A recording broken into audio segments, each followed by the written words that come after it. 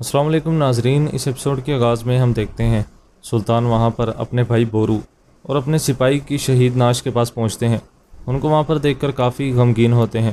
سلطان جیسے ہی بورو کے سر پر ہاتھ رکھتے ہیں، ان کے ذہن کے اندر بورو کے الفاظ گونجنے لگتے ہیں، جب بورو نے کہا تھا، قسم ہے کہ اس ذات کی جس نے موسیٰ علیہ السلام کو ہارون علیہ السلام اور عیسیٰ علیہ السلام کو یحییٰ علیہ السلام سے تقویت دی، اور صلاح الدین ایوبی اکیلا نہیں ہے۔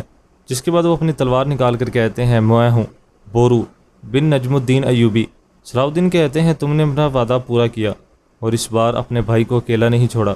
اے اللہ، تو گواہ رہیں، وہ شخص نہ ہی میرے آگے چلا اور نہ ہی میرے پیچھے کھڑا رہا، بلکہ ہمیشہ میرے ساتھ کھڑا رہا، ہر فیصلے میں، ہر سفر میں، ہر خاموشی میں۔ جس کے بعد وہ اپنے سپاہی کے سر پر ہاتھ رکھتے ہیں۔ صلاح الدین کہتے ہیں، اے اللہ، ان کی شہادت کو قبول فرما، جنہیں ہم نے یہاں پر دفنایا ہے ان کے صدقے، جو بھی آج کے بعد ہم میں سے وفات پائے ان کا مدفن بیت المقدس میں ہو۔ کاراتگن کہتا ہے، میرے سلطان، اس درندے کا خون بہاؤ تاکہ ہمارے دلوں کو سکون ملے۔ اب وقت آ چکا ہے کہ آپ اپنا وعدہ پورا کریں۔ جس کے بعد سلطان آگے کی جانب بڑھ جاتے ہیں۔ گوکبرو وہاں پر اپنے بھائی بورو کے ماتھے کا بوسہ لیتا ہے۔ اس طرح سے سپاہی بھی آگے کی جانب بڑھنے لگتے ہیں۔ ادھر لارڈ گائے اور شاٹیلون موجود تھے۔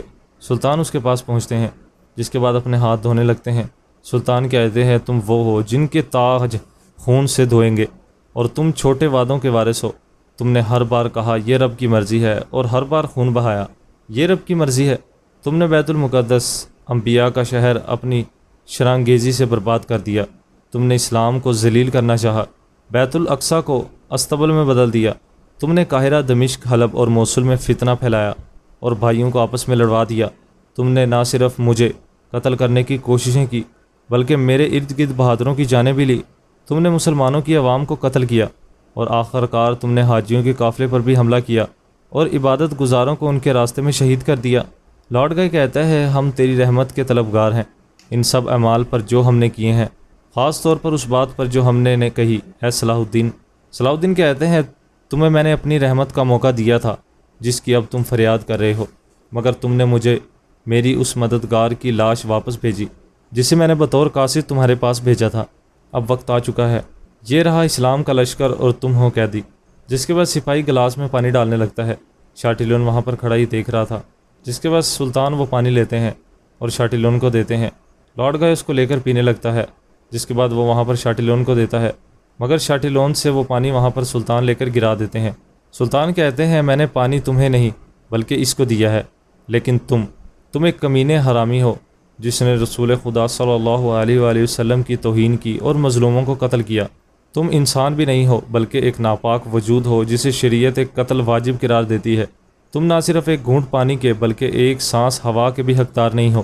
میں نے قسم کھائی تھی کہ میں وعدہ کیا تھا، شاٹیلون، میں اپنے وعدے سے کبھی نہیں پھرنے والا۔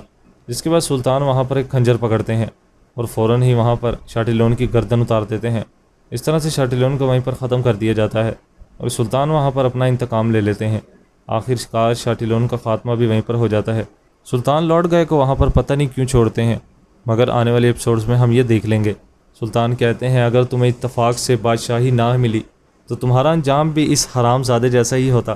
اب تم میرے ساتھ کیا کرو گے؟ لارڈ گائے پوچھتا ہے، اور پھر بیت المقدس کا منظر دکھایا جاتا ہے۔ شہزادی سبیلا موجود تھی اور کہہ رہی تھی، یہ سب اتنا لمبا کیوں ہو گیا ہے؟ ابھی تک کوئی خبر تو آ جانی چاہیے تھی۔ ماریہ کہتی ہے، اہم بات یہ نہیں ہے کہ خبر کب آئے گی، بلکہ یہ ہے کہ خبر کیا ہوگی میری ملکہ۔ ولیم کہتا ہے، مجھے یقین ہے کہ فتح کی خوشخبری آئے گی۔ اتنے میں ہی ایک سپاہی کافی مایوس منہ لے کر وہاں پر پہنچتا ہے۔ ایبیلین کہتا ہے، اگر میں تمہاری جگہ ہوتا تو اتنا پر یقین نہ ہوتا ولیم۔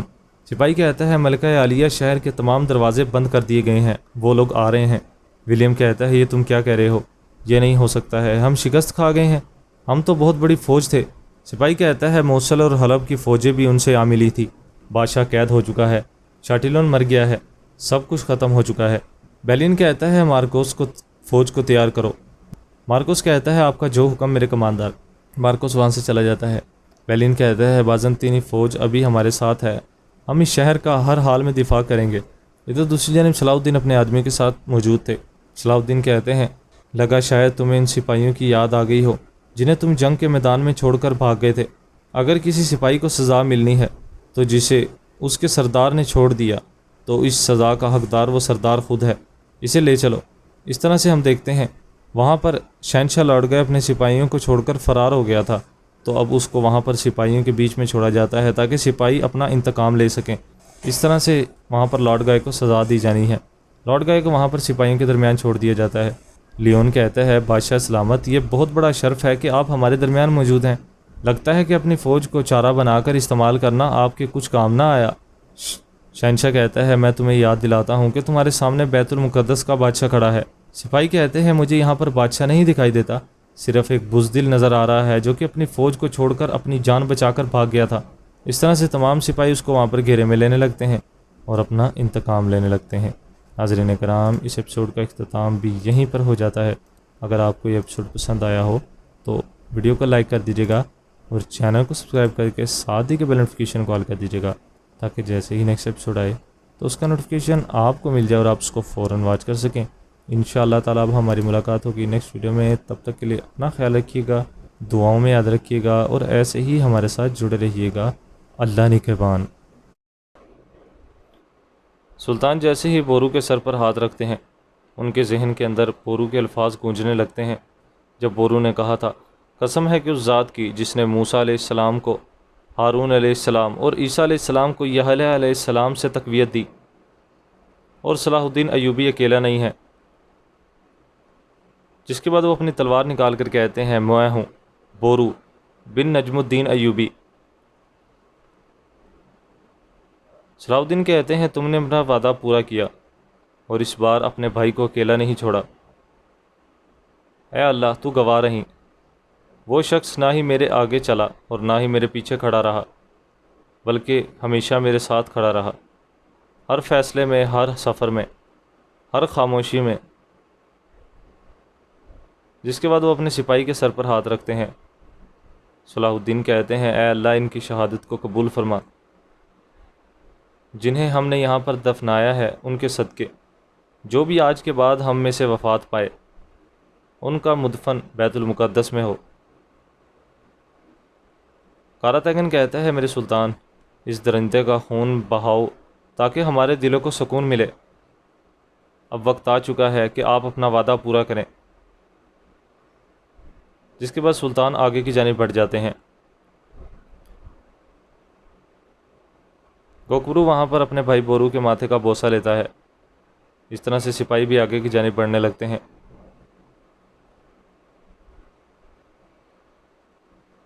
ادھر لارڈ گائے اور شاٹیلون موجود تھے۔ سلطان اس کے پاس پہنچتے ہیں، جس کے بعد اپنے ہاتھ دھونے لگتے ہیں۔ سلطان کہتے ہیں تم وہ ہو جن کے تاج خون سے دھوئیں گے، اور تم چھوٹے وعدوں کے وارث ہو۔ تم نے ہر بار کہا یہ رب کی مرضی ہے اور ہر بار خون بہایا، یہ رب کی مرضی ہے۔ تم نے بیت المقدس انبیاء کا شہر اپنی شرانگیزی سے برباد کر دیا۔ تم نے اسلام کو ذلیل کرنا چاہا، بیت الاقصی کو استبل میں بدل دیا۔ تم نے قاہرہ، دمشق، حلب اور موصل میں فتنہ پھیلایا اور بھائیوں کو آپس میں لڑوا دیا۔ تم نے نہ صرف مجھے قتل کرنے کی کوششیں کی بلکہ میرے ارد گرد بہادروں کی جانیں بھی لی۔ تم نے مسلمانوں کی عوام کو قتل کیا اور آخر کار تم نے حاجیوں کے قافلے پر بھی حملہ کیا اور عبادت گزاروں کو ان کے راستے میں شہید کر دیا۔ لارڈ گائے کہتا ہے ہم تیری رحمت کے طلبگار ہیں ان سب اعمال پر جو ہم نے کیے ہیں، خاص طور پر اس بات پر جو ہم نے کہی اے صلاح الدین۔ صلاح الدین کہتے ہیں تمہیں میں نے اپنی رحمت کا موقع دیا تھا جس کی اب تم فریاد کر رہے ہو، مگر تم نے مجھے میری اس مددگار کی لاش واپس بھیجی جسے میں نے بطور قاصد تمہارے پاس بھیجا تھا۔ اب وقت آ چکا ہے، یہ رہا اسلام کا لشکر اور تم ہو قیدی۔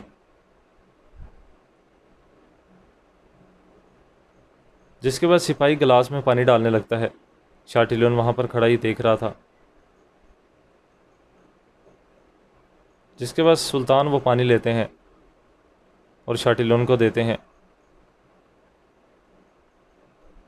لارڈ گائے اس کو لے کر پینے لگتا ہے، جس کے بعد وہ وہاں پر شاٹیلون کو دیتا ہے، مگر شاٹیلون سے وہ پانی وہاں پر سلطان لے کر گرا دیتے ہیں۔ سلطان کہتے ہیں میں نے پانی تمہیں نہیں بلکہ اس کو دیا ہے، لیکن تم ایک کمینے حرامی ہو جس نے رسول خدا صلی اللہ علیہ وآلہ وسلم کی توہین کی اور مظلوموں کو قتل کیا۔ تم انسان بھی نہیں ہو بلکہ ایک ناپاک وجود ہو جسے شریعت ایک قتل واجب قرار دیتی ہے۔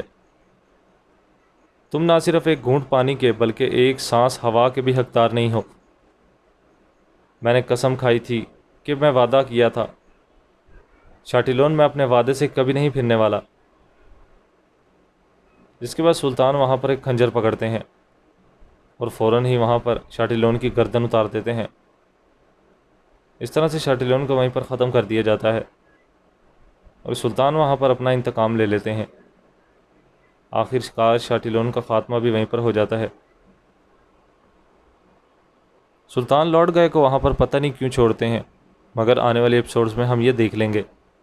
سلطان کہتے ہیں اگر تمہیں اتفاق سے بادشاہی نہ ملی تو تمہارا انجام بھی اس حرام زادے جیسا ہی ہوتا۔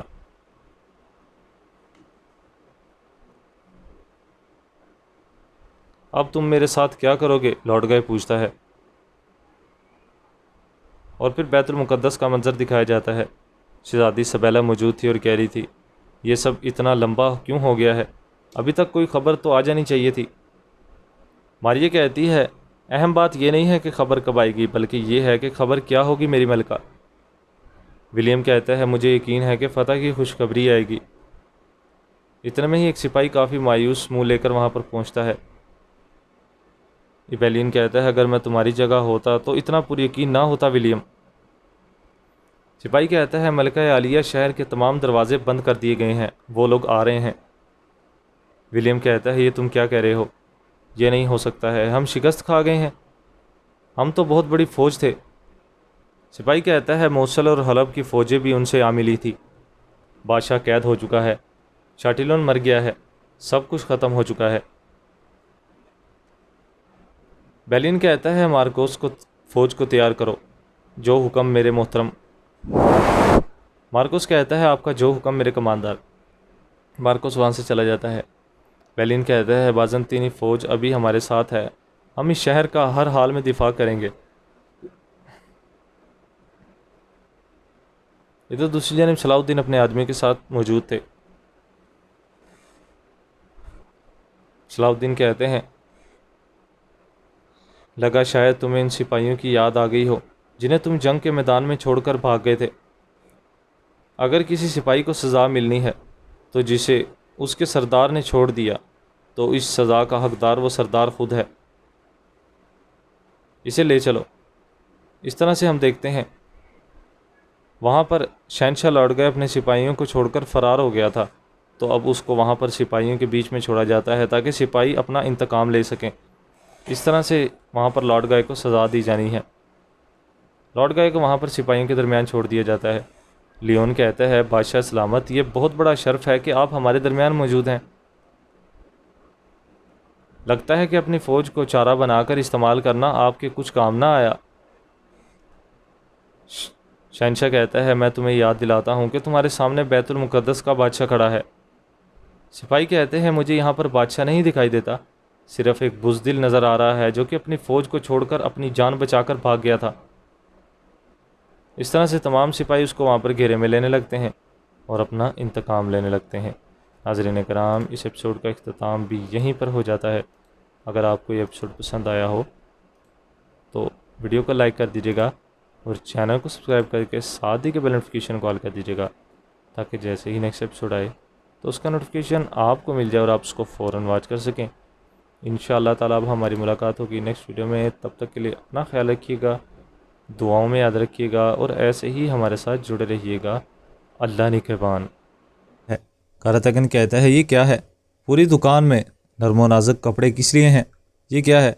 کیا آپ گیدڑوں کے لیے ریشمی کپڑے سی کر دیں گے؟ جمشید کہتا ہے ایک منٹ کاراتگن، ایسا مت سوچو۔ جنت سے نکالے جانے کے بعد انسان کی سب سے بڑی ضرورت کیا ہے؟ کپڑے کا ایک ٹکڑا۔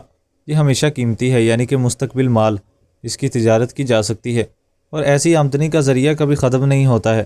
میری بات سنو۔ کاراتگن وہاں سے کپڑے اٹھا کر پھینکتا ہے اور کہتا ہے جاؤ، اب مجھے تانے بانے جتنا مت سکھانے بیٹھ جانا۔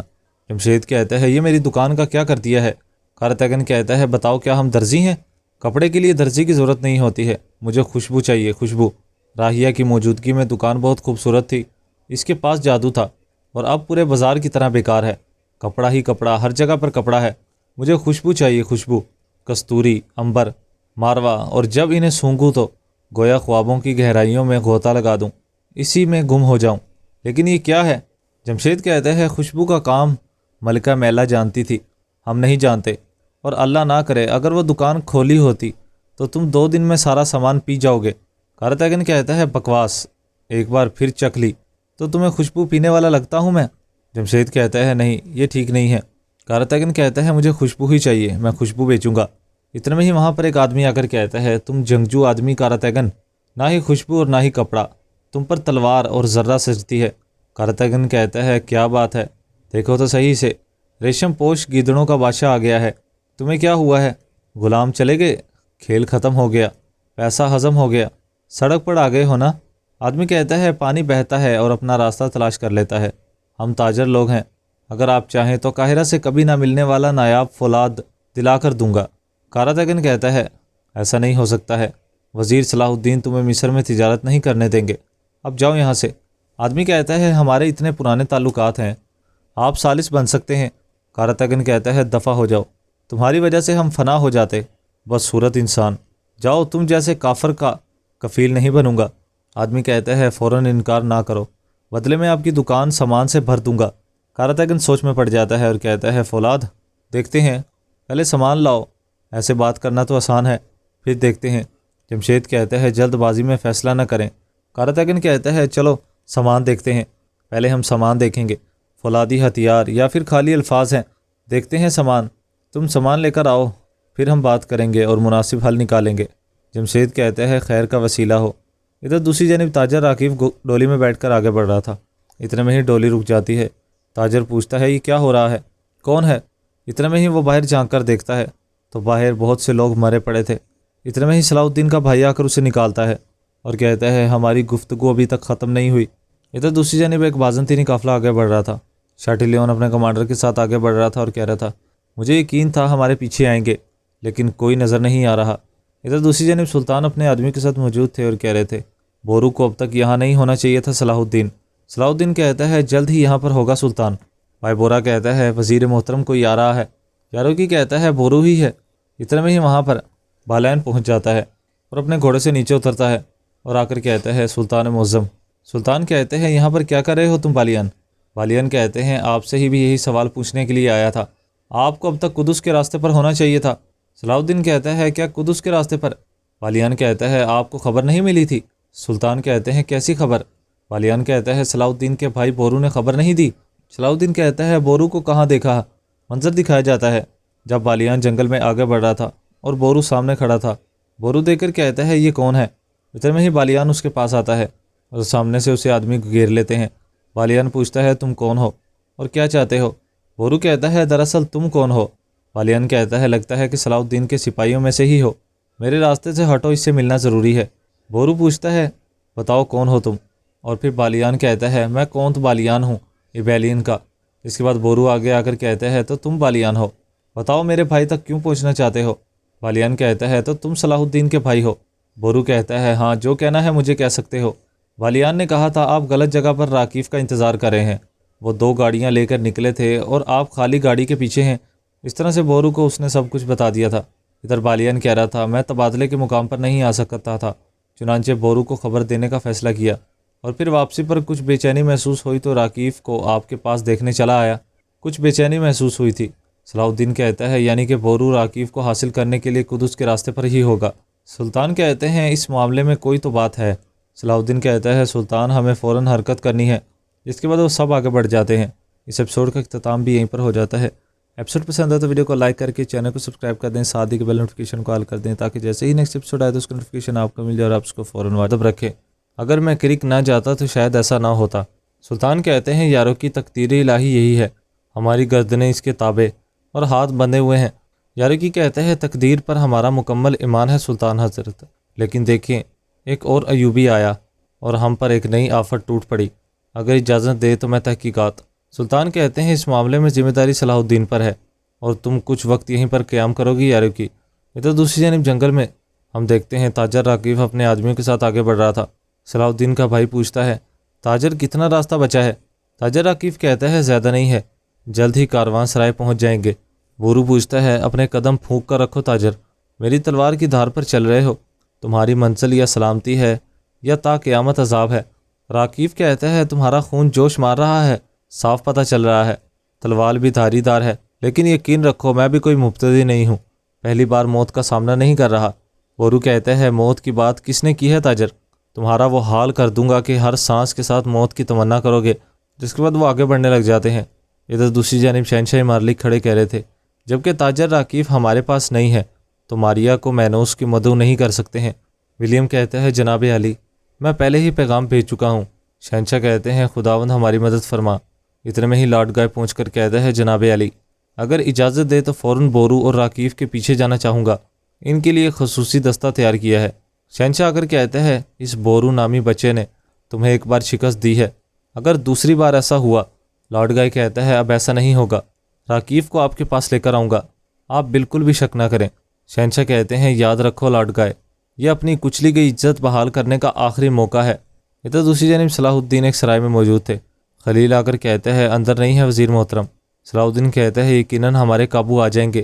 اتنے میں وہاں پر استیز پہنچ کر کہتا ہے، وزیر محترم، بورو کے پاس آنے سے قبل قاہرہ سے یمن جانے والے راستے میں کچھ واقعات پیش آئے ہیں۔ صلاح الدین کہتا ہے، کیسے واقعات؟ استیز کہتا ہے، بہت سے غلام تاجروں کو پکڑ لیا گیا ہے، کچھ مارے گئے ہیں، اس واقعے سے علاقے میں زبردست کھلبلی مچ گئی ہے۔ صلاح الدین کہتا ہے، کیا بورو نے غلاموں کے تاجروں کو قتل کیا ہے؟ استیز نام میں اپنا سر ہلاتا ہے۔ صلاح الدین کہتا ہے، بورو نے یمن کے راستے میں غلاموں کے تاجروں کو جس وجہ سے قید کیا تھا، راکیف کو بھی اسی وجہ سے پکڑا ہوگا، ان کا کوئی نہ کوئی مقصد تو ہوگا۔ اتنے میں وہاں پر دوسرے سپاہی پہنچتے ہیں اور کسی کو ساتھ لے کر آتے ہیں۔ سپاہی کہتا ہے، آ جاؤ الیسا۔ صلاح الدین کہتا ہے، کیا تم نے کچھ پوچھنا ہے؟ اتنے میں ہی الیسا آ کر کہتا ہے، جانتا تھا کسی دن آپ کے کام آؤں گا وزیر حضرت۔ ادھر دوسری جانب جنگل میں بہت سے بازنطینی سپاہی موجود تھے اور کسی چیز کا سراغ لگا رہے تھے۔ وہاں پر لارڈ گائے ان کے ہمراہ موجود تھا۔ لارڈ گائے کہتا ہے، یہ عطر کی شیشی راکیف کی ہی ہے، محل میں کھانے کے دوران تیز خوشبو سونگھی تھی، اغوا کے مقام سے یہاں تک کا سراغ تو مل گیا ہے، وہ دوسرا راستہ استعمال نہیں کر سکتے ہیں، یقیناً ان کا کوئی مقصد ہے، کسی کاروان سرائے میں رک گئے ہوں گے۔ اہم سوال یہ ہے کہ وہ کن علاقوں سے گزر رہے تھے۔ ادھر دوسری جانب صلاح الدین پوچھ رہے تھے، یمن کے راستے میں مارے گئے غلاموں کے تاجروں کے بارے میں معلومات ہے؟ آدمی کہتا ہے، سنا ہے کہ وہاں پر بہت بڑا قتل عام ہوا ہے، ہمیں بتایا گیا کہ ہوشیار رہیں۔ صلاح الدین کہتا ہے، ان لوگوں کو کیوں مارا گیا ہوگا؟ دوسرا آدمی کہتا ہے، کہتے ہیں کہ دو خاص غلاموں کی تلاش میں تھے وزیر حضرت۔ بھائی بورا پوچھتا ہے، وہ غلام کون ہے اور ان کی خصوصیات کیا ہیں؟ آدمی کہتا ہے، لیکن اس قسم کے غلام خصوصی دکانوں میں خریدے اور بیچے جاتے ہیں، آپ وہاں سے مناسب معلومات حاصل کر سکتے ہیں۔ صلاح الدین کہتا ہے، وقت ضائع کیے بغیر چلتے ہیں، تم ہمیں راستہ دکھاؤ۔ آدمی کہتا ہے، وزیر محترم، میں سپاہی نہیں ہوں، تاجر ہوں، امید ہے کہ میری کی گئی نیکی کا اجر ملے گا۔ صلاح الدین کہتا ہے، تم کیا چاہتے ہو، صاف صاف بتاؤ۔ تاجر کہتا ہے، مجھے مصر میں تجارت کرنے دیں، بس یہ چاہتا ہوں۔ صلاح الدین کہتا ہے، انسانوں کی تجارت نہیں کرو گے، صرف اس شرط پر اجازت دوں گا۔ تاجر ہاں میں اپنا سر ہلا کر کہتا ہے، ہم نہیں کریں گے وزیر۔ دوسرا کہتا ہے، توبہ، اللہ کی قسم، ایسا ہرگز نہیں کریں گے وزیر حضرت۔ تاجر کہتا ہے، لیکن ایک اور معاملہ بھی ہے۔ ادھر دوسری جانب سلطان موجود تھے۔ اتنے میں ہی وہاں پر اصفہانی آ کر کہتے ہیں، ابھی تک کوئی خبر نہیں ملی ہے میرے سلطان۔ سلطان کہتے ہیں، صلاح الدین، اگر راکیف اور بورو کو میرے پاس نہیں لا پائے تو اس معاملے کا انجام بہت برا ہوگا، بہت زیادہ برا۔ ادھر دوسری جانب تاجر کھڑا کہہ رہا تھا، وزیر حضرت، اس سرائے میں داخل ہونے کے لیے خصوصی اجازت درکار ہے۔ استیز کہتا ہے، تمہارے سامنے مصر کے وزیر ہیں، گستاخ۔ تاجر کہتا ہے، غلط مت سمجھیے گا، آپ کے لیے یقینی طور پر نہ کھلنے والا کوئی دروازہ نہیں ہے، لیکن اگر کسی ہنگامی رائے کے بغیر مسئلہ حل کرنا چاہتے ہیں تو آپ کے لیے میرے مہمانوں کے طور پر داخل ہونا مناسب رہے گا۔ دوسرا آدمی کہتا ہے، اور وہ بھی غیر مسلم۔ صلاح الدین کہتا ہے، آپ سرائے کے ارد گرد نگرانی کریں گے اور میں اور خلیل اندر جائیں گے، جس کے بعد وہ سب وہاں سے روانہ ہو جاتے ہیں۔ اس ایپیسوڈ کا اختتام اسی مقام پر ہو جاتا ہے۔ اگر آپ کو یہ ایپیسوڈ پسند ہے تو ویڈیو کو لائک کر دیں اور چینل کو سبسکرائب کر دیں، ساتھ دی کے بیل نوٹیفیکیشن کو آل کرنا ہرگز نہ بھولیے گا۔ اب ملاقات ہوگی انشاءاللہ نیکسٹ ویڈیو میں، تب تک کے لیے اپنا خیال رکھیں، دعاؤں میں یاد رکھیں، ایسے ہی ہمارے ساتھ جڑے رہیے گا۔ مزید آپ کا کوئی بھی سوال ہو کمنٹ باکس میں اپنی قیمتی رائے سے ضرور آگاہ کر دیجیے گا، اور اگر آپ کسی اور نئی سیریز جیسے کہ اورحان غازی سیریز بہت ہی جلد ریلیز کی جانے والی ہے، اس کے متعلق کوئی بھی سوال پوچھنا چاہتے ہیں یا آپ کے ذہن میں کسی قسم کے کوئی شکوک و شبہات ہے جو کہ آپ دور کرنا چاہتے ہیں، تو اپنی قیمتی رائے سے کمنٹ باکس میں ہمیں آگاہ کر دیجیے گا۔ آپ کو